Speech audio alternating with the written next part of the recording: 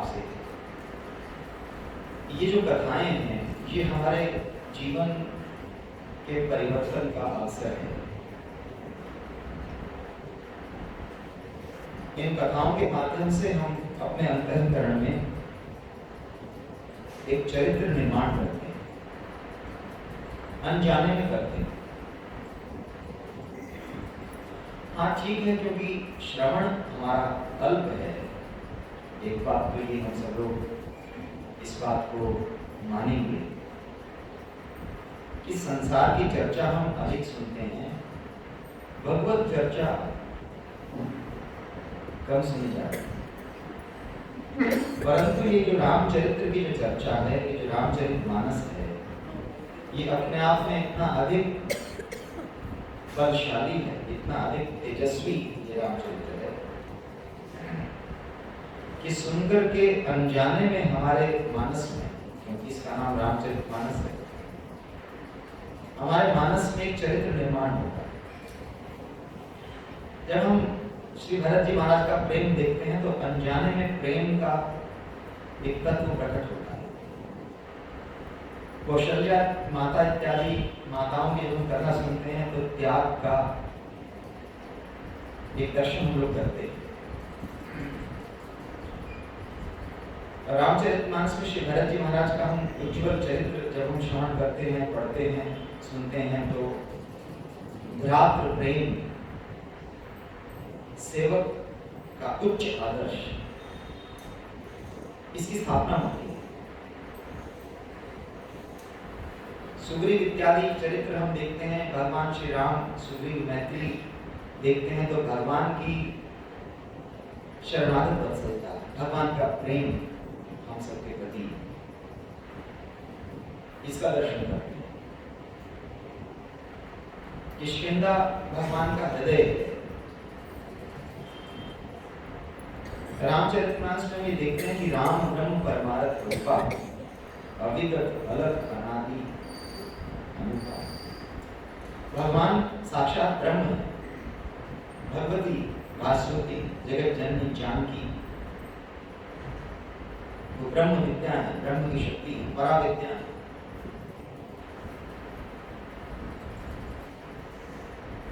अनेक प्रयत्न करके, अनेक उद्योग करके रामचरितमानस श्रवण का उद्देश्य हमारा ये होता है कि हमारे चित्त में वो भाव जागृत हो, वो स्थान जागृत हो जहां उस ब्रह्म का आसन लगे, स्थापना हो। फिर हमें रावण का चरित्र नजर आता है कि रावण का चरित्र एक राक्षस का चरित्र है, दशशीष रावण। ये दशशीष रावण और कोई नहीं, 10 अंगों के साथ हमारा अहंकार ही दशशीष रावण है।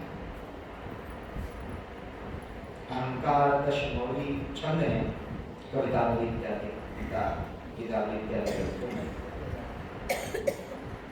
और फिर हम देखते हैं कि उस निशाचर रावण ने भगवती जानकी का अपहरण कर लिया, जाकर अशोक वाटिका में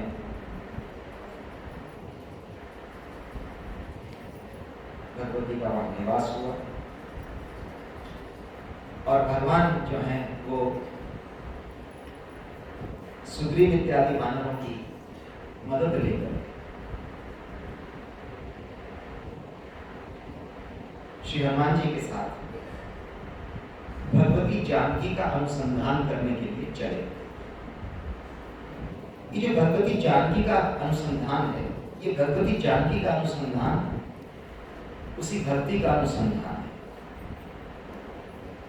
हमारे जीवन में सब कुछ हो, भगवत भक्ति न हो, श्रद्धा न हो, परम ज्ञान पराविद्या न हो, शास्त्रों में, वेद पुराण उपनिषदों में उस जीवन को व्यर्थ बताया है। और महापुरुष ये भी कहते हैं कि हमारी जो असल में संसार में सुखी होने का जो प्रयास है, जो हम सुख का, जो हम अनुसंधान, सुख की खोज कर रहे हैं, वो असल में सुख की खोज नहीं है। वही पराविद्या, ब्रह्मविद्या, साक्षात भगवती भास्वती जानकी भक्ति जो है, असल में खोज उसी की है।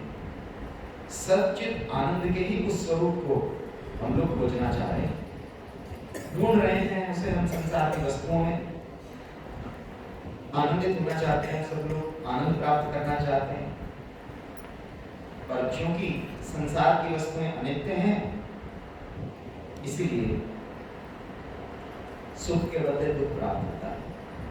यही प्रतीक कथाएं जो हैं, ये रामचरितमानस का जो उत्तरार्ध है, रामचरितमानस में किष्किंधा-कांड में हम लोगों ने दर्शन किया कि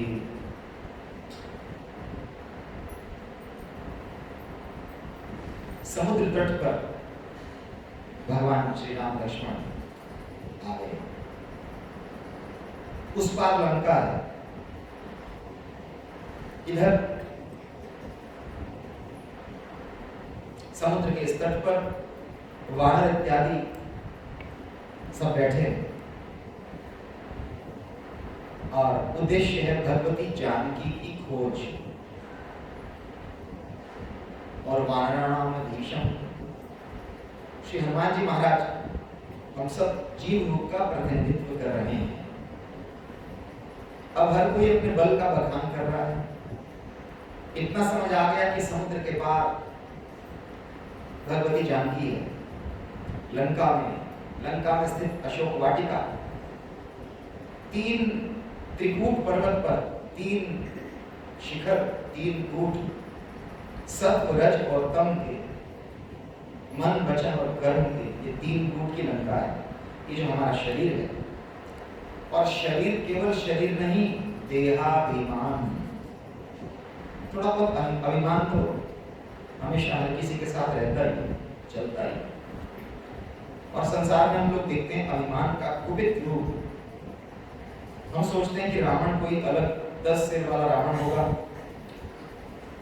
असल में हम संसारी अल्प बुद्धि वाले प्राणियों की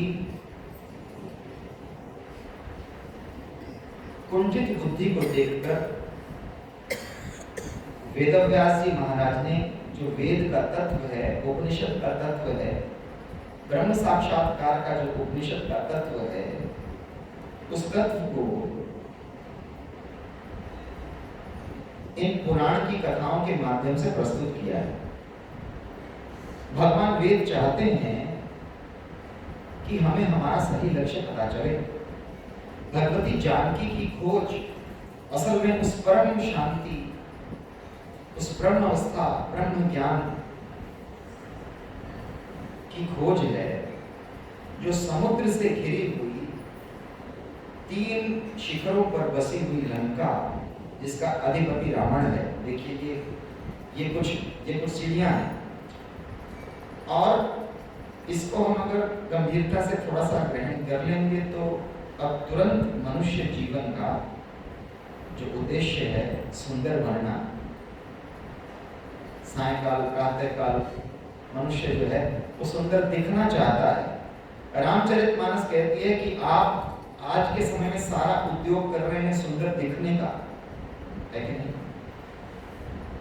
सुंदर बनने का उद्योग श्री हनुमान जी महाराज कर रहे हैं।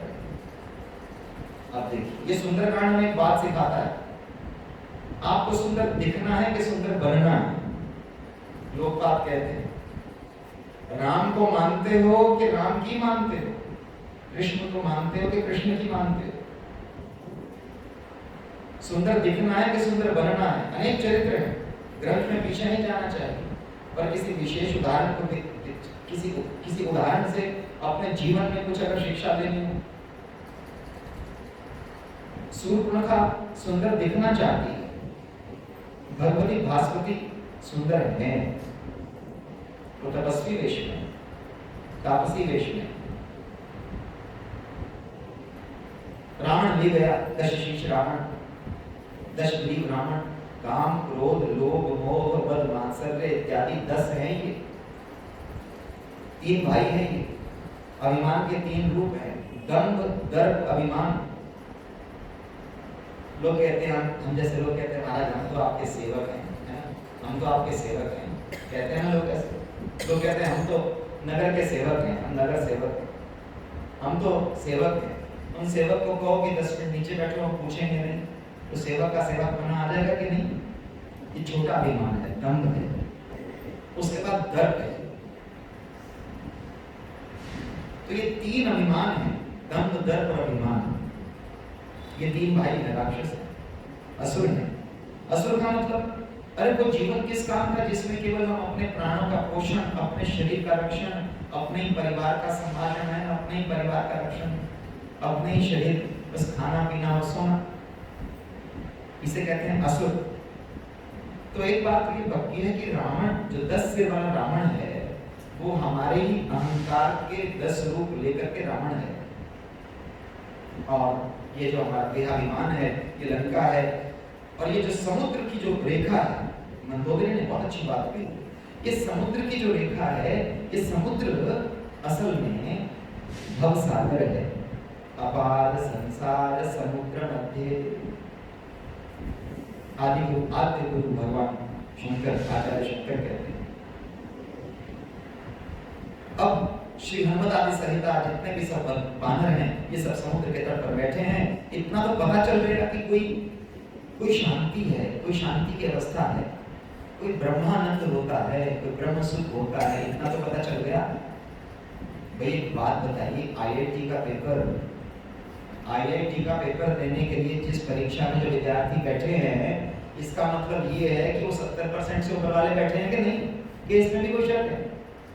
तो आप अपने संसार का, सुखों का, समय का, लाभ का त्याग करके अगर सत्संग में बैठे हैं, तो एक बात तो हम मान के चल रहे हैं, एक बात रामचरितमानस मान के चल रही है, एक बात गोस्वामी तुलसीदास जी महाराज मान के चल रहे हैं कि आपको ब्रह्म सुख और संसार का तुच्छ सुख, इसका अंतर पता है कि नहीं?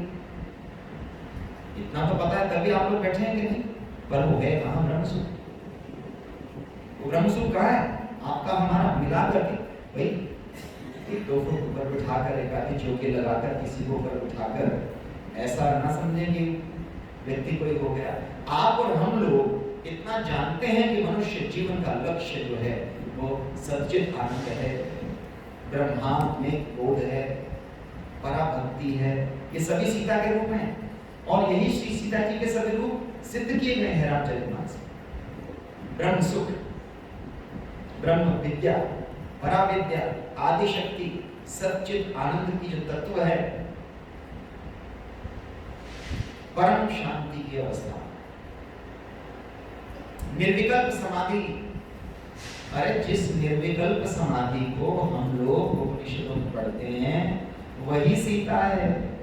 सगुण निर्गुण का कुछ भेद नहीं है, ये रामचरितमानस कहते हैं। तो इतना तो हम जानते हैं कि कोई एक ऐसी चीज है जिसके लिए मंदिर, गुरुद्वारा, शास्त्र, यज्ञशाला, देवशाला में जाना है। कोई ऐसा उद्देश्य तो है जिसके लिए जीवन में हमें व्रत रख करके नियम करना है। इतना तो हम जानते हैं। वानर मिलाइए, देखिए, वानर इतना तो जानते हैं कि कोई भगवती सीता है, पर इस समुद्र को पार करना पड़ेगा। ये बात सच है। निर्विकल्प समाधि के लिए, ब्रह्म विद्या के लिए, सच्चित आनंद की ब्रह्मानंद अवस्था के लिए, ब्रह्मांड में बोध के लिए समुद्र रूपी भवसागर तो पार करना ही पड़ेगा। इतना मान लीजिए। हम लोग सुंदरकांड की सुंदरता का तात्विक विवेचन सुन रहे हैं। इस 8 दोहों का सुंदरकांड, वानरों को पता चल गया कि भगवती जानकी जो है वो समुद्र पार करके है। अब हर कोई अपना बल बखान रहा है। हम लोग व्रत करते हैं, अपना बल बखानते हैं, हम लोग अनुष्ठान करते हैं, अपना बल बखानते हैं, परंतु हर कोई संशय रखता है। श्रीमद् भगवत गीता कहती है, यही संशय ही मनुष्य के भव सागर से पार न होने का कारण है। संशय आपका निश्चय। अब महाराज यहां तक श्री हनुमान जी महाराज भी चुप बैठे। ये श्री हनुमान जी महाराज, इनको भी जागृत करना होता है। जागृत कौन करता है? जागृत जामवंत जैसे गुरु करते हैं। ये जीवन में गुरु का महत्व है। जामवंत जैसे गुरु करते हैं और तट पर जाकर के, पर एक बात है, बड़े आश्चर्य की बात है, मुद्रिका सबके पास है ना? श्री हनुमान जी महाराज जीव रूप में है, जागृत नहीं हुए, मुद्रिका सबके पास है। ये मुद्रिका क्या है? ये मुद्रिका क्या है? कि राम नाम अंकित मुद्रिका, मतलब मंत्र का महत्व हर किसी को पता है। ये गुरु मंत्र हर किसी के पास, राम मंत्र हर किसी के पास, वेद का मंत्र हर किसी के पास है, समाधि के जो 6 अंग हैं, अष्टांग योग, उसकी विधि सब किसी के पास है। पर अब क्या करें महाराज, हमारी शक्ति को जागृत हर कोई इतना बल जानता है, परंतु वो सिर्फ बोलने के लिए है, पार कोई नहीं जा पा रहा। निज निज बल सब काम भाखा, पर पार जाई क्या संशय राखा। अब महाराज उसके बाद श्री जामवंत जी महाराज श्री हनुमान जी महाराज को जागृत करते हैं। बात भी सच है, गुरु जो है वो अपने शिष्य को जागृत करता है। ग्रंथ, शास्त्र, यज्ञ में परमात्मा, यज्ञ में ईश्वर, ये सब जो है ये हमें जागृत करते हैं, हमारी शक्ति को बढ़ाते हैं। अब तो महाराज श्री हनुमान जी महाराज की शक्ति को जागृत किया गया। जब श्री हनुमान जी महाराज की शक्ति को जागृत किया गया तो महाराज बड़ा सुंदर रूप बना करके श्री हनुमान जी महाराज प्रकट हुए। और श्री हनुमान जी महाराज कहते हैं कि बस अभी मैं जा करके ऐसा कार्य करता हूँ, और जिमियमो रघुपति दरबारा, यही भांति चले हनुमान। ये जो गुरु की कृपा है, गुरु का जो जागरण है, जो गुरु का जो मंत्र है, शास्त्र की जो कृपा है, देखिए ईश्वर कृपा से हमें ये मनुष्य शरीर मिला, और गुरु कृपा से हमें, शास्त्र कृपा से हमें सत्संग मिला, रास्ता मिला, ग्रंथ मिला, शास्त्र मिला। अब देखिए श्री हनुमान जी महाराज चल रहे, जिमियम हो घर रघुपति करवाना। श्री हनुमान जी महाराज चले, उद्देश्य क्या है? कि संसार का भवसागर का पार होना, संसार का भवसागर का पार होना ही जीव का उद्देश्य। आदि गुरु शंकराचार्य भगवान ने एक बड़ा सुंदर ग्रंथ लिखा है, उस ग्रंथ का नाम है मणिरत्नमाला। बड़ा दिव्य ग्रंथ है, आचार्य शंकर कहते हैं। यही प्रसंग सुंदरकांड का प्रारंभ है। सुंदरकांड का प्रारंभ मतलब मनुष्य के जीवन में सुंदरता का आगमन, सुंदर बनने की प्रक्रिया। बिना भक्ति के दर्शन का, बिना तपस्या के, बिना भगवती जानकी के दर्शन के ये सुंदरकांड पूरा नहीं होगा। मनुष्य के जीवन का जो सुंदरकांड है ये बिना भगवती जानकी के, बिना गुरु के शरण के पूरा होगा नहीं। इसलिए श्री हनुमान जी महाराज गुरु का आशीर्वाद लेकर, गुरु की शरण लेकर महाराज जाते हैं। परंतु ये कैसा समुद्र है? ये अपार संसार समुद्र मध्य निमज्जनोत में शरणागत अस्मि किमस्मि। शिष्य कहता है कि ये अपार संसार समुद्र में कैसे पार करूं? संसार के विषय आकर्षित करते हैं, रूप रस गंध के जो विषय हैं ये हमें खींचते हैं। 3 तरह की माया इस संसार समुद्र में है। पहली है सिंहिका, सात्विकी माया।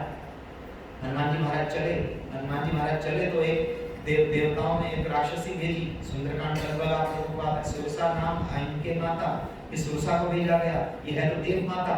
ये देव माता हनुमान जी महाराज को रोक करके खड़ी हो गई। अब महाराज कह रही है कि मैं तो तुझे खाऊंगी।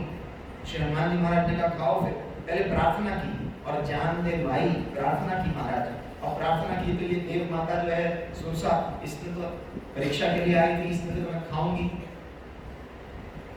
अब महाराज बड़ा उद्देश्य बताया कि देव कार्य से मैं जा रहा हूँ, नहीं मानी। प्रार्थना किया भाई मैं जा रहा हूँ, नहीं मानी। तो हनुमान जी महाराज बोले चल खा ले। अब इसमें थोड़ा हृदय की थोड़ी सी कठोरता चाहिए, इसमें हृदय की विशालता चाहिए। माया के अतिक्रमण के लिए थोड़ा नियम की कट्टरता चाहिए, नियम की विशालता चाहिए। एक महापुरुष कहा करते हैं, ये अपार संसार समुद्र, ये जो माया का जो ये जगत है, इसके लिए 2 चीज चाहिए, नियम संकल्प की दृढ़ता और नियम संकल्प की निरंतरता। हमारा नियम कैसे हो? हमारा नियम दृढ़ हो। श्री हनुमान जी महाराज का नियम दृढ़ है। ये सुरसा के सामने थोड़ा सा हमारे जीवन में कुछ अनुकूलता आती है, थोड़ा सा वैभव आता है, थोड़ा सा सुख आता है, थोड़ी सी परीक्षा आती है, नियम भूल जाते हैं, नियम के प्रति दृढ़ नहीं रहते, नियम टूट जाता है। श्री हनुमान जी महाराज मानो जीव मात्र को संदेश दे रहे हैं कि नियम की दृढ़ता आपको सब बाधाओं से पार करेगी। श्री हनुमान जी महाराज के सामने सुरक्षा बड़ी होती है। ऐसे ही जीवन में कभी कभी कुछ समस्याएं आती हैं, अवश्य आती हैं, विघ्न आते हैं, और ऐसा लगता है कि ये बहुत बड़े हैं, हम कैसे पार जाएंगे। पर भगवत स्मरण, अपने नियम की दृढ़ता, आत्म कृपा। हनुमान जी सुरसा का मुख बड़ा होता गया, श्री हनुमान जी महाराज बड़े होते गए। अब महाराज बड़ा सुंदर वर्णन है। अब जैसे श्री हनुमान जी महाराज 100 योजन का उस माता ने मुख खोल लिया, हनुमान जी महाराज छोटे होकर अंदर गए बाहर आए, अंदर गए बाहर आए, और माता को कहा देख इतनी बार अंदर बाहर आया, तू खाती क्यों नहीं। और महाराज माता प्रसन्न होकर बड़ा आशीर्वाद दिया, आशीर्वाद देकर दूसरी परीक्षा में निकले। अब एक माता और थी, निश्चय एक सिंधु में रह गई और करी माया नभु के ठग गई, परछाई से पकड़ लेती थी। ये दूसरी तरह की माया, इसका भी महाराज हनुमान जी से छल किया, इसको भी महाराज जो है हनुमान जी महाराज ने इसके विरोध करके इस माया का भंग किया। अब महाराज एक मैनाक पर्वत आया। देखिए, जब मनुष्य जीवन का उद्देश्य प्रारंभ होता है तो एक माया और है, अनुकूलता बनकर के आती है, सुविधा, अनुकूलता, थोड़ा सा सुख, अल्प सुख। हम बैठते हैं पाठ करने के लिए, बैठते हैं समाधि के लिए, थोड़ा त्याग करते हैं, प्रशंसा आती है, लोग प्रशंसा करते हैं ना, अनुकूलता आती है, सुख की सामग्री आती है। मैनाक आया, मैनाक जो है आकर के कहने लगा, ये पुत्र हनुमान, ये पुत्र क्यों कह रहा है, ये पुत्र इसलिए कह रहा है कि महाराज दशरथ का मित्र रह चुका है, और दशरथ जी का मित्र रह करके ये ना केवल दशरथ अपितु ये श्री हनुमान जी के पिता पवन देव का मित्र रह चुका है। हे तात हनुमान, कुछ क्षण के लिए विश्राम करो। बस यही जो विश्राम है, नियम की दृढ़ता, नियम की निरंतरता। श्री हनुमान जी महाराज ने हाथ का स्पर्श कर दिया और कहा, हे तात, हे पिता, राम काज कीने बिनु मोहि कहा विश्राम। महाराज आशीर्वाद मिल गया, चले। अब उसके बाद क्या हुआ महाराज, अब लंका को देखा, अब लंका सामने दिख रही और श्री हनुमान जी महाराज बैठे हैं, दूर से हनुमान जी महाराज देख रहे हैं। अब देखिए तीसरी तरह की माता आई, दूर से देख रहे हैं महाराज लंका। लंका देह है, नव द्वारे पूरे देही, है ना, कांचीनी लंका, स्वर्णमयी लंका, ये देह है, देहाभिमान है रावण। अब हनुमान जी इसके लिए थोड़ी सी ज्ञान की उच्चता चाहिए। कहाँ देखिए, अब श्री हनुमान जी महाराज बैठे हैं, गिरि पर चढ़ी लंका नहीं देखी। ये हनुमान जी महाराज किसी ने पूछा, गोस्वामी जी ये श्री हनुमान जी महाराज के पर्वत पर क्यों मिलते हैं? कभी गिरि पर चढ़े मिलते हैं, कभी शहर विशाल देखकर के सुंदर, कभी शहर पर देखे हम देखिए भूदर एक सुंदर वाली, कभी भूदर पर दिखते हैं। तो ये हनुमान जी महाराज बोले वानर होंगे इसलिए दिखते होंगे किसी शिखर पर, किसी चोटी पर। गोस्वामी जी ने कहा अल्प बुद्धि वाला जो संसारिक प्राणी है वो हनुमान जी महाराज, ये हनुमान जी महाराज साधक हैं। सत्संग में बैठने वाला व्यक्ति साधक है, कोई उद्देश्य लेकर आया है, भगवती जानकी के अन्वेषण का उद्देश्य लेकर आया है। इसलिए हनुमान जी महाराज मानो गिरि पर चढ़े लंका, ये गिरि मतलब थोड़ी सी उच्च अवस्था, थोड़ी सी ज्ञान की उच्चता, थोड़ा सा ज्ञान का शिखर, और जीवन में थोड़ा सा संसार के विषयों से ऊपर उठना, थोड़ा सा भूख प्यास से ऊपर उठिए। सुंदरकांड ये संदेश देता है, थोड़ा सा भूख प्यास से ऊपर उठिए, थोड़ा वाणी के अंदर जो कठोरता है, वाणी के अंदर जो स्वार्थ है, उससे थोड़ा ऊपर उठिए।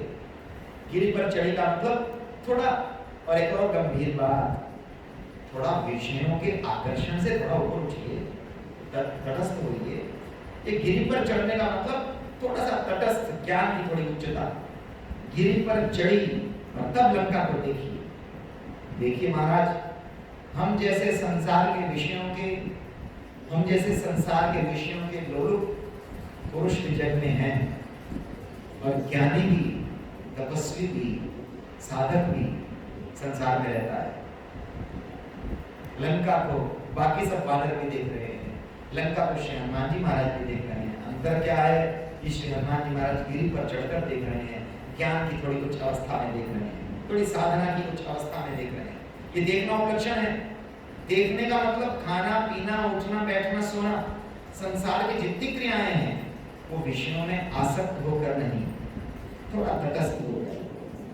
संसार का उपभोग, परिवार में रहना, अभी ऋषि मुनि भी परिवार में रह रहे हैं, हम लोग भी परिवार में रह रहे हैं, पर परिवार के हर विषय में लोग महापुरुष कहते हैं कि तटस्थ होकर जीना जिसको थोड़ा आ गया। तटस्थ होने का मतलब श्रीमद् भगवद गीता में कहा है कि नौका चल करके पार हो जाती है। क्यों पार हो जाती है? नौका जल में ही तो चलती है, नाव जो है वो जल में ही चलती है, पर जल में नाव चलती है, जल उसके अंदर नहीं आता। इसको बोलते हैं तटस्थ। तटस्थ का मतलब थोड़ा अपने आप को संभाल कर। और बात भी सही है, संसार का हर विषय आपकी सलाह नहीं मानता।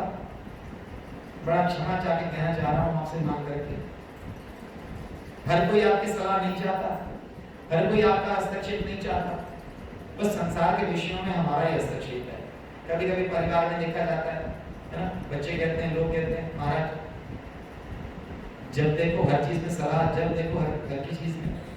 तो इंद्रियों का प्रत्येक संसार के विषय में जाना ये साधक के लिए आवश्यक नहीं है। जो साधक इस समुद्र को पार करके भगवती जानकी का अन्वेषण लेकर के जो विषय चला है, सुंदर कांड में अपने जीवन को सुंदर बनाने के लिए चला है, अपने अंतःकरण को निर्मल सुंदर बनाने के लिए चला है, उसको गिरी पर चढ़ करके ही लंका को देखना है, तटस्थ होकर के ही जगत में रहना है। उसको संसार के हर विषय में प्रवेश की आवश्यकता नहीं है। जैसे ब्रह्मचर्य अवस्था में विद्यार्थी जब हैं तो विषय विद्या प्राप्ति है, गृहस्थ जब हैं तो विषय धर्म पर चल करके परिवार का लालन पालन, धर्म का अर्जन करना, मोक्ष की तैयारी करना, ये गृहस्थ जीवन का कुछ तटस्थ है। मानप्रस्थ होकर के भगवत भजन, नियम संयम इत्यादि से जीवन व्यतीत करना, ये गिरि पर चढ़ना है। तो श्री हनुमान जी महाराज संदेश देते हैं, गिरि पर चढ़ी लंका नहीं देखी। ये लंका को देखने की विधि महाराज यही है।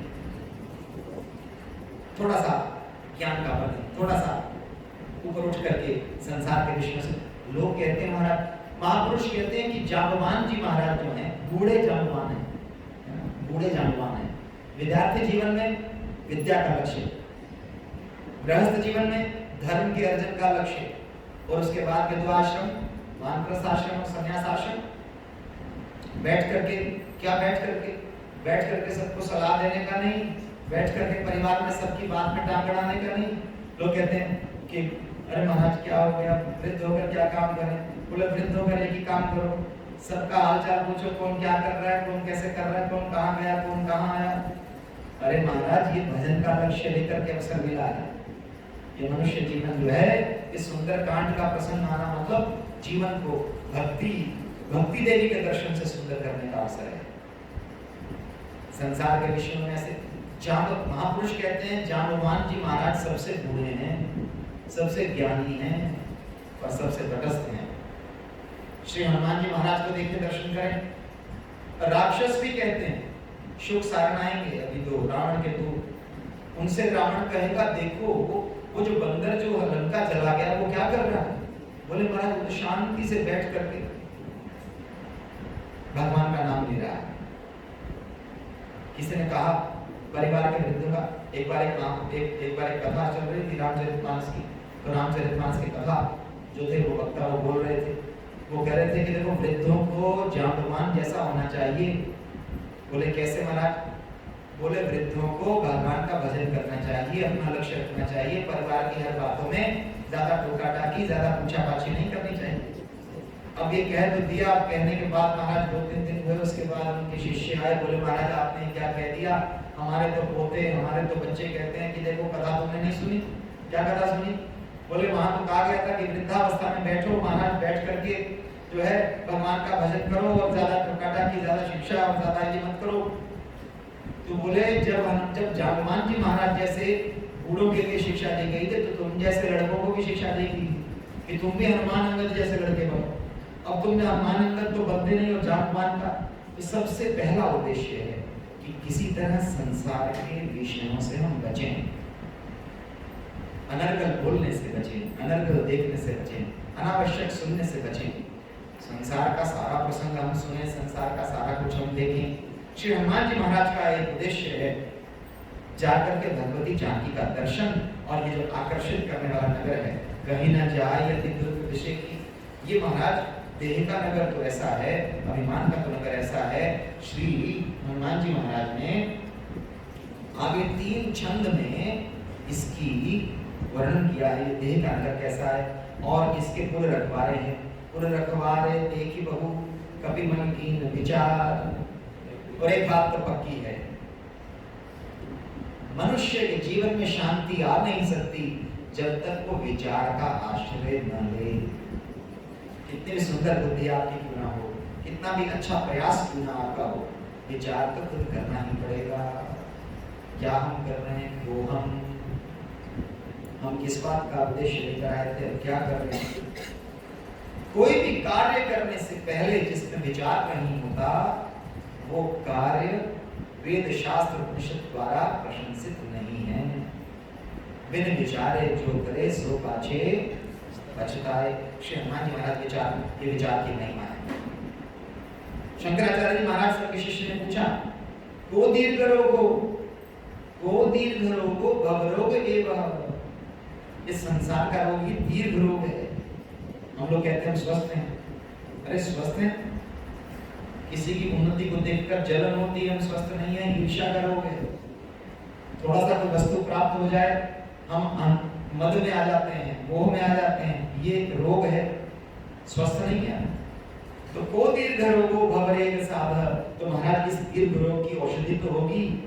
तो भगवान कहते हैं औषधि तस्य विचार एवं। कथा सुन करके, पाठ करके, संध्या करके, यज्ञ करके, सुंदरकांड पढ़कर अगर विचार ही जागृत नहीं हुआ, तो महाराज उसके बिना भगवती जानकी का अन्वेषण होता नहीं है। अब महाराज ये श्री हनुमान जी महाराज विचार करने लगे, कैसे जाऊं, क्यों, कैसे क्या जाऊं। तो बोले महाराज ये जो लंका है, इसमें खोज करने जाना है। लंका जो है निश्चय से भरी हुई है, आसुरी वृत्तियां, देवीय वृत्तियां। श्रीमद् भगवत गीता जी के 16वें अध्याय का नाम है देवासुर संपद विभाग योग। हमारे अंदर कभी अच्छे विचार आते हैं, हमारी बुद्धि ही कभी अच्छी होती है, कभी हमारे अंदर दया का, सेवा का, पवित्रता का विचार आता है। कभी हम लोग ही होते हैं, कभी हम सोचते हैं कि चलो कुछ थोड़ा ध्यान करेंगे, थोड़ा संसार के विषयों को छोड़ करके थोड़ा पाठ करेंगे, चलिए संध्या करेंगे, चलिए किसी ग्रंथ पर विचार करेंगे, दैवीय संपदा। और उसके कुछ समय बाद तो हम लोग ही होते हैं, थोड़ी सी चीज के लिए लड़ रहे होते हैं, थोड़ी सी चीज के लिए दुख मना रहे होते हैं, अहंकार जागृत हो जाता है, तो हमारे अंदर देवी और आसुरी संपदा रहती है। और ये जो राम रावण युद्ध है, ये प्रसंग अवश्य है, पर ये देवासुर संग्राम है। यही रामचरितमानस में देखिए, किष्किंधा कांड मनुष्य जीवन का दर्शन, उसके बाद सुंदरकांड यानी भक्ति की खोज, साधना की तरफ बढ़ना, और सुंदरकांड के अंदर लंका का जो दर्शन है, ये मनुष्य देह और उसके विषय। और उसके पश्चात उसमें अशोक वाटिका में जानकी महारानी अंतःकरण में स्थित ब्रह्म भाव, भक्ति। और श्री हनुमान जी महाराज का गुरु द्वारा प्रेरित होकर भक्ति का अन्वेषण श्री हनुमान जी महाराज ने लघु रूप धारण कर लिया। थोड़ा शांत हो गए, थोड़ा सा स्थिर हो गए, थोड़ा पवित्र हो गए, थोड़ा नम्र हो गए। मसक समान रूप का विधर, मसक जैसा रूप। महापुरुष कहते हैं कि बिल्ली मच्छर नहीं बन गए, ये थोड़ा नम्र हो गए, थोड़ा छोटे हो गए। देखिए महाराज, संसार में वो व्यक्ति जो बड़ा बनकर चलेगा, धन प्राप्त कर लेगा, मान प्रतिष्ठा प्राप्त कर लेगा, पर शांति तो प्राप्त नहीं कर सकेगा जब तक जीवन में थोड़ी सी नम्रता, थोड़ा सा दूसरों को सुख देने की प्रवृत्ति, थोड़ा सा दूसरों की सेवा। और एक और बात, बहुत बचपन में हम लोगों ने नीति के शास्त्रों में पढ़ा था, संस्कृत की किताबों में पढ़ा था, नमन्ति फलिनो वृक्षा। इस जगत में परम शांति की प्राप्ति हुई उसी को है जो थोड़ा झुक कर चला है। महाराज श्री हनुमान जी महाराज ने सोचा ये लंका में महाराज कैसे जाएं, अब थोड़ा सा शांत रूप, थोड़ा सा महाराज सामान्य रूप बनाकर चले। पर ये लंकिनी है महाराज, इस लंकिनी ने रोक लिया। ये लंकिनी कौन सी, ये देहात्म बुद्धि लंकिनी है। सो इस वक्त देखते हैं ना शीशे के सामने खड़े होते हैं, मैं सुंदर दिखूं, उसके बाद आते हैं मैं धनवान दिखूं, लोग मेरी प्रशंसा करें। आप लोगों में तो ये कम रहता होगा, हम पाठ करते हैं, 2-3 ग्रंथ पढ़ लिया, लोग मुझे विद्वान समझें, लोग मुझे कुलीन समझें। सारा जीवन इस वृत्ति में जीने की जो कला है वही लंकिनी है। इसका वध तो आवश्यक है, इसका निस्तार आवश्यक है। श्री हनुमान जी महाराज को पकड़ लिया इसने लंकिनी ने और कहती है चोर चोर चोर। हनुमान जी ने कहा अरे ऐसे खुले में चोर चोर बोलेगी तो क्या होगा, देखो मोर आहार जहां लगी चोरा। अब महाराज हनुमान जी ने कहा कि अब कोई कहे चोर चोर चोर, ये बोले कहां जा रहा है चोर, चोर कहीं का, चुपते चुपते छोटा होकर के जा रहा है। अब श्री महाराज हनुमान जी ने सुना और सुन करके अब देखिए बाएं हाथ का बनाया मुक्का, आचार्य जी महाराज के चरणों में बाएं हाथ का बनाया मुक्का और इसको मारा। किसने कहा गोस्वामी जी कि आपके हनुमान जी स्त्री को मार क्यों रहे हैं? साधना में तो आदरणीय सत्संग प्रेमियों थोड़ा कठोर होना ही पड़ता है। हाँ जी, सब लोग सुनते हैं संसार के विषयों को अगर आप नहीं चाहिए तो लोग कहें क्या करें महाराज, ये धन क्यों स्वीकार कर लिया, और क्या करें कोई इतने प्यार से दे रहा था, अब क्या करें, अरे भैया आप नियम संयम में दे ये क्यों खा लिया, बोले अब क्या करें कोई प्यार से दे गया, अरे महाराज इतना समय क्या हो गया, अरे महाराज कोई प्यार से पूछ रहा था। तो ये साधना में कोई प्यार चलता नहीं है शरीर से। हमारे आर्ष परंपरा है, महापुरुषों ने भूखे रह करके इन आतप को सहन करके एक पैर पर खड़े होकर के महाराज ने तपस्याएं की हैं। ये हट चाहिए, थोड़ा सा विषयों को ना करने की सामर्थ्य चाहिए। अब ये लंकी ने रोक तो लिया, ये बोली आपको खाऊंगी, अरे चोर तुझे खाऊंगी। हनुमान जी ने कहा तो शोर मचा देगी, बात भी ठीक है। अभी आप यहाँ चोर चोर अगर करने शुरू करते हैं, कोई एक व्यक्ति बोले चोर चोर, सब कुछ लिए कहाँ है, कौन है, कैसे है, किसका। अब हनुमान जी महाराज चुपचाप जाना चाहते हैं लंका में। अब उन्होंने सोचा ये शोर मचा देगी तो पहले इसी का इलाज करते चले, और महाराज एक मुक्का मारा उसको। अब तो महाराज रुधिर बहुत धरणी धनमनी उठी का एक महाकवि हनी। अब तो महाराज अब तो हाथ जोड़कर खड़ी हो गई। ये जो देहात्म वृत्ति है, थोड़ा सा संयम चाहिए, थोड़ा सा मन करेगा। अब इतनी सुबह ठंड है महाराज, कहाँ उठे 5 बजे, है ना। गुरु जी ने कहा सुबह उठकर शांत विश्रांत वातावरण में थोड़ा जप करो, थोड़ा पाठ करो। अब ये देहात्म बुद्धि लंकिनी क्या कहेगी, अरे थोड़ा रजाई डालकर थोड़ा देर सो, थोड़ा खाना खाओ। अब हमारा व्रत है, अब व्रत में कई लोगों ने कहा महाराज व्रत में हमें भूख ज्यादा लगती है, व्रत में भोजन का ध्यान ज्यादा आता है ना। संयम में मौन रहने में ऐसा लगता है कि इतने काम है, बोलने की इच्छा होती है। ये लंकिनी की वृत्ति है। इसके साथ महाराज सख्ती से हनुमान जी महाराज ने मुक्का मारा। पर एक बात है, थोड़ा सा अगर संयम हो, थोड़ा सा नियम में कठोरता हो, फिर ये सहायक हो जाती है। तो हाथ जोड़कर खड़ी है, अब तुम्हारा हाथ जोड़कर कहने लगी अरे महाराज एक अच्छा किया, ये तो सत्संग हो गया आपके मेरे बीच में। अरे सत्संग कहाँ से हो गया, मैंने तो मुक्का मारा। धन्य हो लंकिनी। लंकिनी कहती है हे प्रभु ये आपके हाथ साधारण हाथ नहीं है जिनसे आपने मुक्का मारा। उठी का क्यों साधारण हाथ क्या नहीं है। तो स्वामी तुलसीदास जी महाराज कहते हैं धन्य है यही वो कर कमल हैं जिन हाथों से श्री हनुमान जी महाराज भगवान के श्रीअंग की सेवा करते हैं। ये वही वो हाथ हैं, वही कर कमल हैं जिनसे भगवान जो हनुमान जी महाराज है श्री अपने इष्ट भगवान श्री राम जी की सेवा करते हैं। और महाराज जी जो स्पर्श हुआ, कर स्पर्श, शास्त्र का स्पर्श, माला का स्पर्श, भगवान की मूर्ति का दर्शन, यज्ञ धूम का स्पर्श, यज्ञशाला में जाकर के महाराज ये इस वातावरण का स्पर्श, ये एक बहुत साधना में बलवती है। अब तो लंकिनी ने महाराज रास्ता बता दिया कि जाओ। अब ये लंकिनी कहती है कि प्रविशि नगर की ये सब काजा और हृदय राखी कौशलपुर राजा। अरे महाराज ये सच्ची में ये लंकिनी कह रही है कि हनुमान जी आप जाओ जाकर देखो। अब तो महाराज लंका में जब देख रहे हैं हनुमान जी, साधना का उद्देश्य हम लोग लेकर चलते हैं और सोचते हैं कि सबसे पहल जानकी मिल जाए, सबसे पहले भक्ति मिल जाए।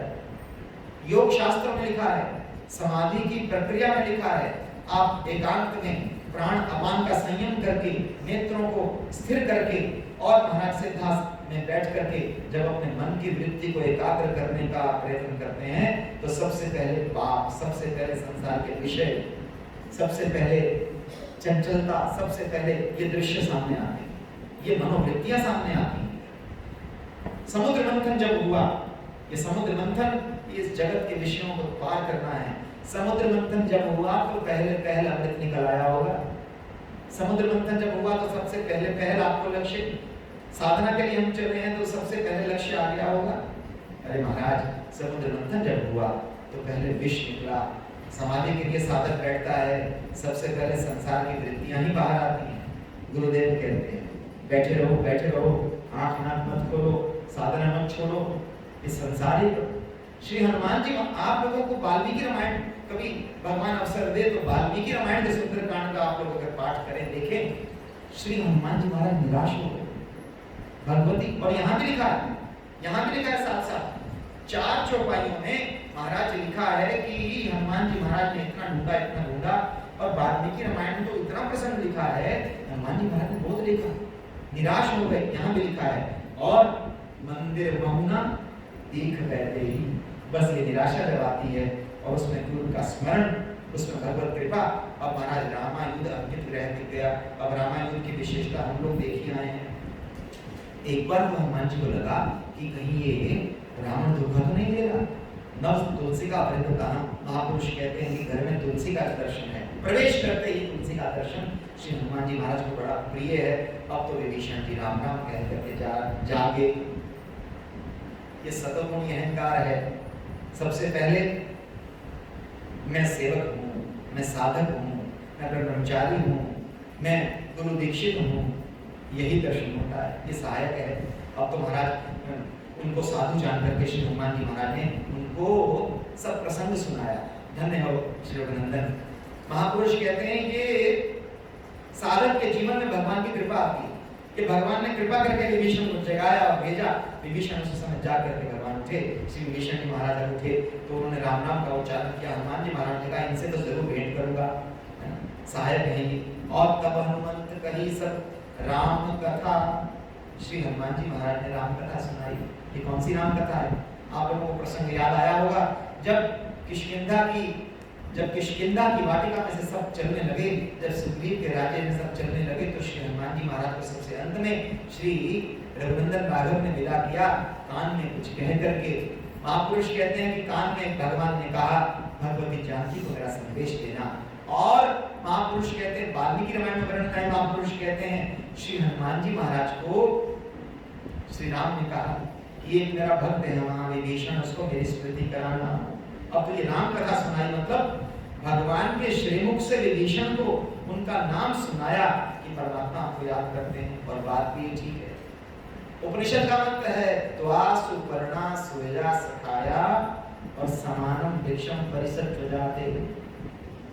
हम समस्त जीव जो हैं वो भगवान के नित्य सखा हैं। नित्य सखा मतलब समीप। पर अब क्या करें, संसार के चक्कर में पड़ करके, धन के चक्कर में पड़ करके भगवान को तो भूल गए, परमात्मा को भूल गए, संसार के विषयों में याद है, लंकापुरी में बैठे हैं, रावण से संबंध बना लिया। और महाराज ये सब प्रसंग है। अब श्री हनुमान जी महाराज महापुरुष कहते हैं कि रावण से जब चरण प्रहार विभीषण जी ने सहा और श्री हनुमान जी महाराज ने जो ये राम गुण गान किया था, ये जो राम कथा सुनाई, ये राम कथा का महत्व है। अब पंडित लोग, कथावाचक लोग की यहाँ राम कथा का महत्व सुनाते हैं। अब तो महाराज अपना वर्णन किया विभीषण जी ने, अपनी दीनता का वर्णन किया, श्री हनुमान जी महाराज ने अपनी दीनता का वर्णन किया और हनुमान जी महाराज ने अपना काम कह दिया। क्या काम कह दिया? तब हनुमंत कहा सुनो भ्राता और देखी चयन जानकी माता, अपना लक्ष्य रख दिया। अब विभीषण जी महाराज बड़े चक्कर में कि अब इसे बताया जाए कि ना बताया जाए श्री हनुमान जी महाराज को। और संत लोग कहते हैं कि देखो भैया कथा सुनना है तो कथा सुनने का कुछ दक्षिणा तो देनी पड़ेगी। बोले हम क्या करें? तो विभीषण जी ने सोचा कि चलो श्री हनुमान जी महाराज ने इतना सुंदर राम कथा सुनाई है तो युक्ति बता दें। और जुगति विभीषण सकल सुनाई, परस युक्ति सुनाई। अब तो श्री हनुमान जी महाराज गए, अशोक वाटिका पहुंच गए, भगवती जानकी का दर्शन कर रहे हैं। परंतु उसी समय देखा रावण आ गया। यह अहंकार समय समय पर आता है। आदरणीय सत्संग प्रेमियों, भजन करते हुए भी, साधन करते हुए भी, यज्ञ करते हुए भी, स्वाध्याय करते हुए भी चुपके से रावण आ जाता है। कैसे रावण आ जाता है? सेवा करते हैं तो सेवा का अभिमान आ जाता है, स्वाध्याय करते हैं तो विद्वत्ता का अभिमान आ जाता है, सत्संग करते हैं तो प्रवचन का अभिमान आ जाता है, कथा करते हैं तो इस तरह। ये अभिमान महाराज कैसे आ जाता है? और भगवती जानकी के साथ रावण का संवाद है। रावण कहता है सुमुखी तुम मेरी रानी बन जाओ, नहीं तो इस खड़ग को देखो। बड़ा सुंदर यहाँ पर रूपण है। तृणधरी तृणधरी मतलब जब तक साधक संसार के सुख को, अरे महाराज थोड़ा सा स्वाद के पीछे लग करके हम स्वास्थ्य का ध्यान नहीं करते।